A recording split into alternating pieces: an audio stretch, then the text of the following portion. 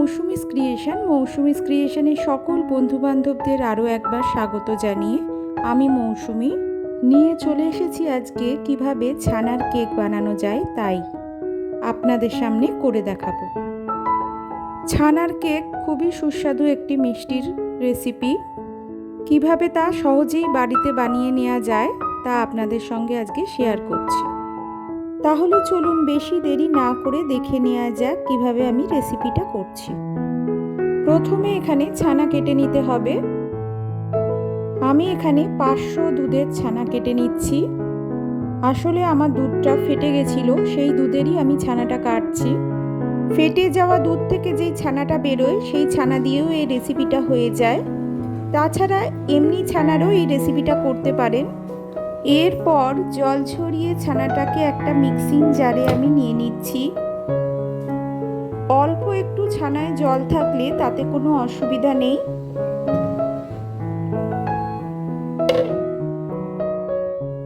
এরপর আমি নিয়ে নিচ্ছি হাফ কাপ সুজি, যেটা আমি মিক্সিতে একটু গ্রাইন্ড করে নিয়েছিলাম। মিক্সিতে গ্রাইন্ড করা সুজিটা নিলে সব থেকে ভালো।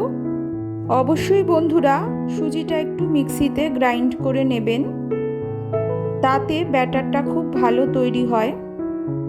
এরপর আমি চিনি নিচ্ছি। সুগারটাকে ভালোভাবে মিক্সিতে পেস্ট করে একটা পাউডার তৈরি করে নিয়েছি। যেই কাপ মেপে সুজি নিয়েছি সেই কাপ মেপেই আমি সুগারের পাউডারটা নিচ্ছি। এখানে হাফ কাপ সুগার পাউডার লাগছে। তারপর আমি 1 টেবিল স্পুন ময়দা নিচ্ছি। এরপর যেই কাপ মেপে আমি সুজিটা নিয়েছিলাম সেই কাপ মেপে আমি নিয়ে নিচ্ছি হাফ কাপ গুঁড়ো দুধ। এরপর আমি half table spoon baking powder use করছি। এই দেখুন বন্ধুরা, এখানে নর্মাল বেকিং পাউডার আমি ইউজ করছি। যেটা আপনারা কেক তৈরির সময় ইউজ করেন সেই বেকিং পাউডারই ইউজ করছি।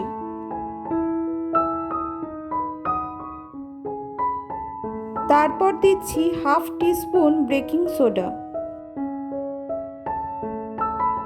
এরপর কোনো রকম জল আর লিকুইড ইউজ না করে আমি গ্রাইন্ডারটাকে মিক্সিতে বসিয়ে একটা ভালো মতোর পেস্ট তৈরি করে নিচ্ছি।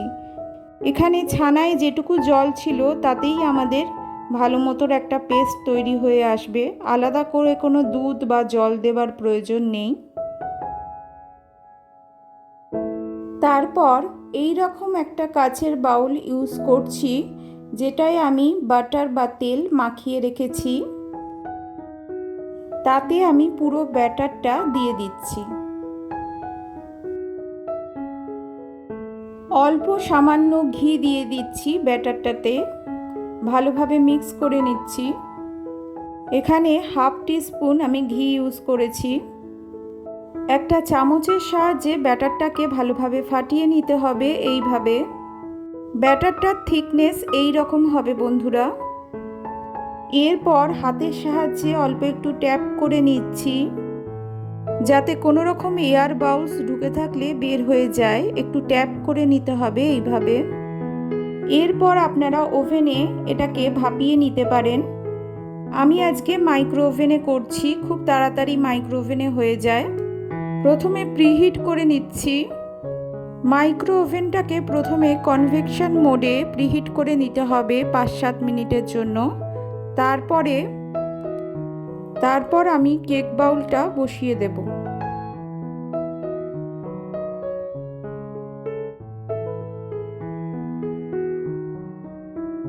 180 ডিগ্রি কনভেকশন মোডে আমি প্রিহিট করে নিচ্ছি 5 মিনিটের জন্য।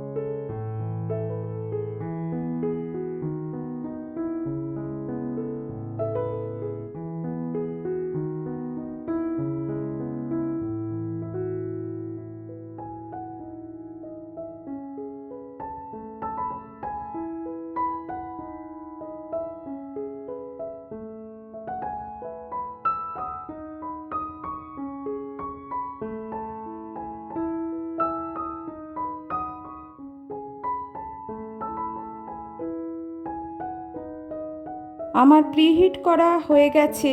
এবার আমি কেক বাউলটাকে বসিয়ে নিচ্ছি। অবশ্যই প্রিহিট করে বসাতে হবে। প্রিহিট করে না বসালে কেকটা ভালো মতো ফুলবে না। সেই জন্য মাইক্রোওভেনে বসানোর আগে অবশ্যই প্রিহিট করে নেবেন।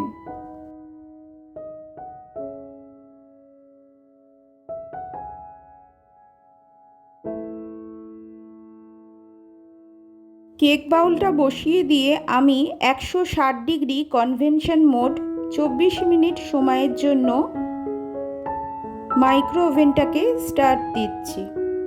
24 মিনিট পর চেক করে নেব। আমাদের কেকটা যদি কাঁচা থেকে যায় তাহলে আরও 5 মিনিট বাড়িয়ে দেব।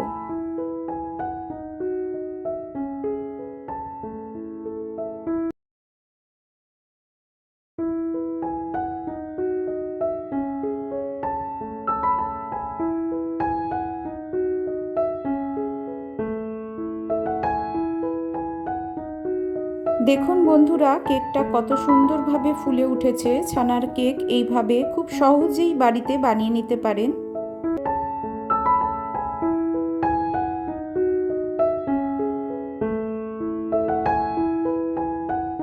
অল্প সামান্য কিছু উপকরণ দিয়ে এটা একটা ডেজার্ট। এটা সচরাচর মিষ্টির দোকানেই পাওয়া যায়। বাড়িতে অল্প সময়ে অল্প খরচায় খুব সহজেই বানিয়ে নিতে পারেন। দেখুন 24 মিনিট হয়ে গেছে। আমি কেকটা বার করে নিচ্ছি। এই দেখুন বন্ধুরা, কত সুন্দর লাগছে। খেতেও খুব সুস্বাদু হয়েছিল। খুব গরম, সাবধানে বার করবেন। বার করার পর কিছুক্ষণ স্ট্যান্ডিং টাইমে রেখে দিয়ে তারপরে ডিমোল্ড করব। দেখুন আমি চেক করে দেখাচ্ছি, একদম লেগে নেই। 24 মিনিটের পর আমাদের আর করতে লাগেনি। 24 মিনিটের মধ্যেই আমার ছানার কেকটা একদম রেডি হয়ে গেছে। দেখুন খুব সুন্দর ফুলে উঠেছে, বাইরের কালারটাও খুব সুন্দর এসেছে, খেতেও খুব সুস্বাদু হয়েছিল। আমার আজকের রেসিপি ভালো লেগে থাকলে অবশ্যই ভিডিওটাকে একটা লাইক করে দিতে ভুলবেন না বন্ধুরা। ভিডিওটা আপনাদের বন্ধুবান্ধব আত্মীয় স্বজনদের সঙ্গে অনেক বেশি করে শেয়ার করে দেবার অনুরোধ রইল। এখনও যদি আমার চ্যানেলকে সাবস্ক্রাইব না করে থাকেন অবশ্যই সাবস্ক্রাইব করে নেবেন, আর পাশে থাকা বেল আইকনটা অবশ্যই অন রাখবেন। তাহলে আমি এই চ্যানেলে যখনই ভিডিও পোস্ট করব আপনাদের কাছে ফার্স্ট নোটিফিকেশান পৌঁছে যাবে খুব সহজে, খুব তাড়াতাড়ি।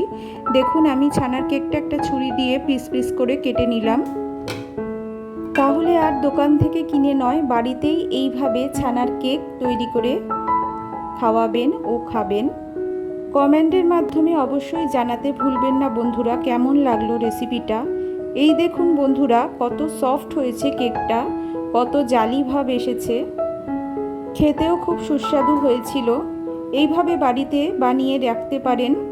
আপনারা 8-10 দিন ফ্রিজে রেখে এইভাবে খেতে পারবেন। অবশ্যই ঠান্ডা খেলে আরও টেস্ট বাড়বে। এরপর একটা সার্ভিং ডিশে নিয়ে আপনাদের কাছে ফিরে এলাম। এটাকে পরিবেশন করা হবে এবার। ওপরে পেস্তা দিয়ে সাজিয়ে নিতে পারেন, যে যার মতো গার্নিশিং করে নিতে পারেন।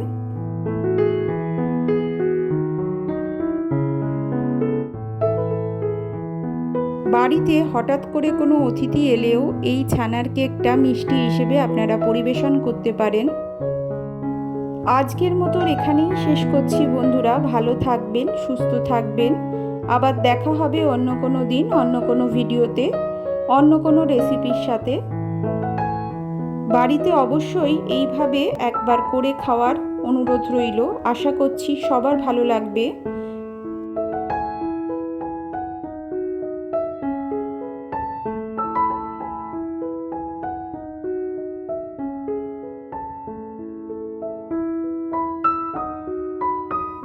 Thank you.